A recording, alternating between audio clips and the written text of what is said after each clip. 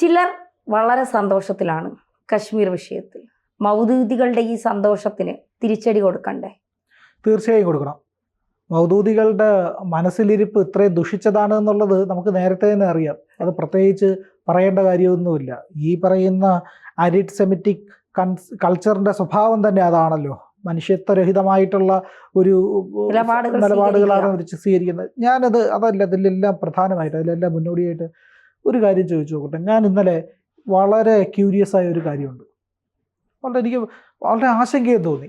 അതായത് നമ്മളുടെയൊക്കെ കോണ്ടാക്ട് ലിസ്റ്റിലുള്ള ആൾക്കാരുടെ സ്റ്റാറ്റസുകൾ ഒരുവിധം മനുഷ്യത്വമുള്ള എല്ലാ മനുഷ്യരും ഇതിനെ അപലപിച്ചെങ്കിലും ഒരു മെസ്സേജ് ഇടും. തീവ്രവാദത്തിനെ പറ്റിയിട്ടോ മൗദൂദികളെ പറ്റിയിട്ടോ ഈ പറയുന്ന ലഷ്കർ ഇ തോയ്ബയോ ഭീകരരെന്ന് പോലും അവരെ വിളിച്ച് സംബോധന ചെയ്യാതെയെങ്കിലും this will haunt us forever എന്ന് പറഞ്ഞുകൊണ്ടെങ്കിലും ചിലർ മെസ്സേജ് ഇടുന്നുണ്ട്. ചില കമ്മ്യൂണിസ്റ്റുകളൊക്കെ, പക്ഷേ ചില കമ്മ്യൂണിസ്റ്റുകൾ, അതായത് മൗദൂദി കമ്മ്യൂണിസ്റ്റുകൾ എന്ന് വിളിക്കാൻ തുടങ്ങിയവരെ, അന്തം കമ്മികളെന്നൊക്കെ ഈ സോഷ്യൽ മീഡിയ ലാംഗ്വേജ് പറയുമെങ്കിലും മൗദൂദി കമ്മ്യൂണിസ്റ്റുകൾ എന്ന് അവരെ വിളിക്കാം. അവരെന്ന് പറഞ്ഞു കഴിഞ്ഞാൽ ഈ മൗദൂദികളുടെയും ഈ പറയുന്ന മൗലികവാദികളുടെയൊക്കെ പ്രശ്നം താങ്ങുന്നവരാണ്. അങ്ങനെയുള്ള ചില വിഭാഗങ്ങളുണ്ട്. അവർക്ക് ഇതിൽ പ്രതികരിക്കാൻ തന്നെ മടിയാണ്. അവരുടെ സ്റ്റാറ്റസാണ് ഞാൻ ഇന്നലെ എടുത്തു. ദേശസ്നേഹികളായിട്ടുള്ള സാധാരണ മനുഷ്യരുടെ സ്റ്റാറ്റസ് അല്ല ഞാൻ നോക്കിയത്, അവരുടെ സ്റ്റാറ്റസാണ്. അവരെന്താ പോസ്റ്റ് ചെയ്തിരിക്കുന്നതെന്ന് ചില ലീഗുകാർ വരെ കൂട്ടത്തിലുണ്ട്. അവർക്കൊന്നും പൊള്ളുന്നില്ല എന്നുള്ളതാണ് ഈ വലിയ വിഷമം തോന്നി. എന്തുകൊണ്ടാണ് മനുഷ്യർ ഇങ്ങനെയാകുന്നത്? ഒരു സഹാനുഭൂതി ഉണ്ടാകാത്തത് എന്തുകൊണ്ടാണ്?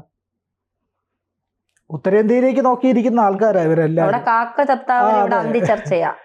അതെ, ഉത്തരേന്ത്യയിലേക്ക് നോക്കിയിരിക്കുന്നവര് ഉത്തരേന്ത്യയുടെ കുറച്ചുകൂടെ ഉയരത്തിൽ ഏറ്റവും മനോഹരമായ ആ ഭൂമിയിൽ എന്താ നടന്നതെന്ന് ഒന്ന് ചിന്തിക്കാനുള്ള കെൽപ്പ് പോലും ഇല്ലാത്ത അത്രയ്ക്ക് മതത്തിന് അടിമപ്പെട്ട് വെറും അടിമകളായി മാറിയ ആൾക്കാർ. പിന്നെ കുറേ പേരുണ്ട് നിഷ്പക്ഷരാണ്, ഞാൻ ഇതിനെപ്പറ്റിയൊന്നും പറയില്ല, എനിക്ക് ചിലരെയൊക്കെ വെറുപ്പിക്കാൻ പേടിയാണ് എന്നുള്ളവർ.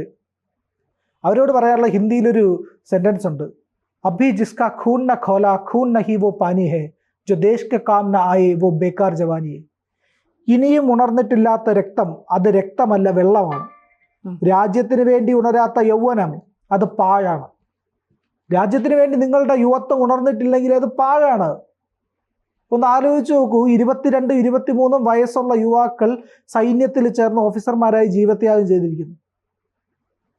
ഭഗത് സിംഗിനെ പോലുള്ളവരൊക്കെ യൗവനത്തിൻ്റെ ഏറ്റവും വലിയ ഉദാഹരണമാണ്. അവരൊക്കെ ജീവിതം ഇതിനുവേണ്ടി എൻ്റെ വധു എന്ന് പറയുന്നത് സ്വാതന്ത്ര്യമാണ്, എൻ്റെ ഭാരതത്തിൻ്റെ ഭാരത മാതാവിന് വേണ്ടിയുള്ള സേവനത്തിന് വേണ്ടിയിട്ട് എൻ്റെ വധുവിനെ ഞാൻ സ്വാതന്ത്ര്യത്തിന് ഞാൻ സ്വീകരിക്കുകയാണ്, അതിനുവേണ്ടി ഞാൻ എൻ്റെ ജീവൻ അർപ്പിക്കുകയാണെന്ന് തൻ്റെ കുടുംബത്തെ അറിയിച്ചാളാ ഭഗത് സിംഗ്. അല്ല, പിറന്ന നാടും പെറ്റമ്മയും സ്വർഗത്തേക്കാൾ മഹത്തരമെന്ന് പറഞ്ഞ് പോകുന്നവരാണ്. രാമായണത്തിലെ വാക്കുണ്ട്, ജനനീ ജന്മഭൂമി സ്വർഗാദപി. തീവ്രവാദത്തിന് മതമില്ലെന്നാ ഇതുവരെ പറഞ്ഞുകൊണ്ടിരുന്നത്. തീവ്രവാദത്തിന് മതമുണ്ട്, തീർച്ചയായും മതമുണ്ട്. മതത്തിന്റെ അടിസ്ഥാനത്തിലാണ് തീവ്രവാദം. അതിവിടെ DYFI ആ മുദ്രാവാക്യം ഇറക്കിയത്. മതത്തിന് തീവ്രവാദമില്ല, തീവ്രവാദത്തിന് മതമില്ല എന്ന് പറഞ്ഞുകൊണ്ട് ഇവരുടെ അപ്പീസ്മെന്റിന്റെ അങ്ങേയറ്റ മദനിയെ പിടിച്ച് അടുത്തിരുത്തിയിട്ട് താഴ്ന്ന കസേരയിലിരുന്ന് ഓച്ചാനിച്ച് മണിക്കൂറുകളോളം കാത്തിരുന്ന ആളല്ലേ ഈ കേരളത്തിന്റെ മുഖ്യമന്ത്രി. ഞാൻ അതല്ല പ്രിയൻ ആലോചിക്കുന്നത്. നമ്മളൊക്കെ ഒരേ വർഗത്തിലുള്ള കുറച്ച് ആളുകളുണ്ട്, ഈ അടുപ്പ് കൂട്ടി ചർച്ച നടത്തുന്നവരൊക്കെ. ഇവരുടെയൊക്കെ നിലപാടുകൾ ഇനി എന്തായിരിക്കും? ഇതിന്റെ പേരിൽ അടുപ്പ് കൂട്ടുന്നതിന് ഏത് ലക്ഷ്യം മുന്നിൽ കണ്ടുകൊണ്ടാണ്, ഏത് ആംഗിളിലായിരിക്കും ഇവരൊക്കെ ഇനി അടുപ്പ് കൂട്ടുന്നതെന്നാണ്. ഈ മൗദൂദി ചാനലിന്റെ ഇന്നലത്തെ അവരുടെ പോസ്റ്റുകളിൽ വന്ന് കാശ്മീരിൽ ഭീകരാക്രമണം എന്നൊക്കെ പറഞ്ഞിട്ട് പ്രാദേശിക മാധ്യമം റിപ്പോർട്ട് ചെയ്യുന്നു എന്നൊക്കെ പറഞ്ഞിട്ടാണ് വാർത്ത കൊടുക്കുന്നത്. മൗദൂദി ചാനൽ, ഇത് ഇങ്ങനെയൊക്കെ ഒരു ചാനൽ ഈ രാജ്യത്ത് പ്രവർത്തിക്കുന്നുണ്ടല്ലോ. ഈ രാജ്യം എത്ര ഗതികെട്ട അവസ്ഥയിലാണ് അവന്മാരെയൊക്കെ ഉൾക്കൊള്ളേണ്ടി വരുന്നത് എന്നുള്ള ഒരു അവസ്ഥയുണ്ട്. തീർച്ചയായും ഇങ്ങനെയുള്ള രാജ്യവിരുദ്ധന്മാരെയൊക്കെ. എന്നിട്ട് അതിന്റെ അടിയിലുള്ള കമന്റുകൾ കാണാം, RSSനും BJP വരെ പറഞ്ഞുകൊണ്ട് ഇവന്മാർ പുൽവാമ അറ്റാക്ക് ഉണ്ടാകുമ്പോഴത്തേക്ക് അത് BJP സർക്കാർ ചെയ്താണെന്ന് പറഞ്ഞവന്മാരാ. അത്ര വൃത്തികെട്ടവന്മാരാണ്, നീചമായ മനസ്സിനുടമകളാണ്, ഏറ്റവും നീചന്മാരാണ്. സമാധാനം എന്നൊക്കെ പറയുന്നത് ഇവരുടെ വെറും വെള്ള പുതപ്പാണ്. ഇവന്മാരെ വെള്ളരിപ്രാവും ചെന്നായിയുടെ സ്വഭാവമാണ്, വെള്ളരിപ്രാവിന്റെ പുതപ്പും ചെന്നായിയുടെ സ്വഭാവമുള്ളവന്മാരാണ്. ഇനി പറയും വേണമെങ്കിൽ BJP കശ്മീരിൽ അധികാരം പിടിക്കാനായി കാണിച്ചു കൂട്ടിയ നാടകമാണ്. കാശ്മീരിൽ ഈ പറയുന്ന സർക്കാർ വന്നതിന് ശേഷമാണ് ഇത്തരത്തിലുള്ള പ്രശ്നങ്ങൾ ഉണ്ടായത്. അവിടെ വലിയ തോതിൽ ഈ പറയുന്ന സംസ്ഥാന സർക്കാരിന് അധികാരം വരുന്നു, സംസ്ഥാന സർക്കാർ തീരുമാനിക്കുന്നു. ഇത്തരത്തിലുള്ള ഈ പ്രശ്നങ്ങളെ അവർ നേരിടുന്നില്ല. ലോ ആൻഡ് ഓർഡർ ഒമർ അബ്ദുള്ളയുടെ അവര് ഏറ്റെടുത്തു. ഒന്നുമില്ല, ഒരു കാര്യമില്ല. അവർ ഏറ്റെടുത്തിട്ട് എന്താ ചെയ്യുന്നത്? ഇവിടെ അവരുടെ പോലീസ് ഇന്റലിജൻസ് എന്ന് പറഞ്ഞു കഴിഞ്ഞാൽ വൻ പരാജയമാണ്. അവിടെ സൈന്യം നിലനിന്നത് കൊണ്ടും സൈന്യം പ്രവർത്തിക്കുന്നത് കൊണ്ടും മാത്രമാണ്. സൈന്യത്തെ ഇടയ്ക്ക് തിരിച്ച് അയച്ചുവല്ലോ. സൈന്യത്തിന്റെ പൂർണ്ണമായിട്ടുമല്ല, ചെറിയ തോതിലുള്ള CRPFന്റെ പല യൂണിറ്റുകളെ അവിടുന്ന് പിൻവലിച്ചായിരുന്നു. അത് ഈ പറയുന്ന സംസ്ഥാന സർക്കാരിന് അധികാരം വരുമ്പോഴത്തേക്കും സ്റ്റേറ്റ് പോലീസിനാണ് കൂടുതൽ. അപ്പൊ കേന്ദ്രസേനയെ സ്വാഭാവികമായിട്ട് പിൻവലിക്കേണ്ടി വരും. അങ്ങനെ ചെയ്യുന്നതാണ്. അല്ലാതെ സൈന്യത്തെ പിൻവലിക്കില്ല. നമ്മുടെ സൈന്യം, നമ്മുടെ രാഷ്ട്രീയ റൈഫിൾസ് എല്ലാം അവിടെ തന്നെ ഉണ്ട്. അഫ്സ്പ ഇപ്പോഴും അവിടെ നിലനിൽക്കുന്നുണ്ടല്ലോ. അഫ്സ്പ നമ്മൾ അഫ്സ്പ പിൻവലിച്ചാൽ തീർന്നു. കാശ്മീർ എന്ന് പറയുന്നത് പിന്നെ രക്തക്കടലായിട്ട് മാറും. പിന്നെ പാകിസ്ഥാന്റെ കയ്യിലായിരിക്കും അത്. പാകിസ്ഥാന്റെ പൂർണ്ണമായിട്ടുള്ള കളിയാണ് ഈ നടന്നുകൊണ്ടിരിക്കുന്നത്. തിരിച്ചടി എങ്ങനെയായിരിക്കും? തിരിച്ചടി ഉറപ്പായിട്ടും ഒരു സർജിക്കൽ സ്ട്രൈക്ക് ഇനി ഉണ്ടാവും എന്നുള്ളതല്ല, സർജിക്കൽ സ്ട്രൈക്കിന് അപ്പുറം ഉണ്ടായിരിക്കും. ഒരു ഭീകരനും ജീവിച്ചിരിക്കാത്ത രീതിയിൽ അവൻ്റെയൊക്കെ കഴുത്തറക്കുന്ന രീതിയിലുള്ള ഒരു ആക്രമണം തന്നെ പ്രതീക്ഷിക്കാം. ഭീകരതയുടെ കഴുത്തറക്കും, ഒരു സംശയവുമില്ല. അമിത്ഷായുടെ പട്ടാളമാണ് ഇന്ത്യയിലുള്ളത്, അതിന് യാതൊരു സംശയമില്ല. അവരിറങ്ങും. അജിത് ഡോവലും അമിത്ഷായും രാജ്നാഥ് സിംഗും കൂടെ ചേർന്നാൽ മോദി ഒന്ന് മൂളിയാൽ മതി. ശരി, ഇത്ര മതി. അതോടുകൂടി ഈ മൗദൂദികളൊക്കെ വാലുമ്പൊക്കോട് വിടുന്നു. ഈ പറയുന്ന ഈ അടുപ്പുകൂട്ടി ചർച്ചക്കാരന്മാരൊക്കെ ഇല്ലേ, അവന്മാരുടെ ചാനലിലെ വാർത്ത ഇപ്പോൾ എടുത്ത് നോക്കണം. എന്താ ചാനലത്? ഈ പറയുന്ന ശ്രീത്ത് പണിക്കർ പറയും പോലെ റാവുത്തർ ഇരുമ്പ് സ്രാങ്കോ എന്നാ പറയുന്നത്. ഈ അടുപ്പുകൂട്ടി ചർച്ച ഈ പറയുന്ന ഇരുമ്പും വിയറ്റ്നാം കൊള്ളിയിലെ കഥാപാത്രങ്ങൾ പറയുന്നത് അത് അതേപോലത്തെ ഒരു കഥാപാത്രം. ഇവന്മാർ മൂന്നും അങ്ങനെയാണല്ലോ. ഈ പറയുന്ന കഥാപാത്രം ശരിക്കും അങ്ങനത്തെ ഒരു ഭീകരന്മാരാണ്. നമ്മളതില് സ്ത്രീകൾ ഇരിക്കുമല്ലോ ഈ ചർച്ചയില്, അവരെ കുറ്റം പറയാൻ കഴിയില്ല. കാരണം അതിലിരിക്കുന്ന 2-3 സ്ത്രീകൾ എന്റെ അടുത്ത സുഹൃത്തുക്കളാ.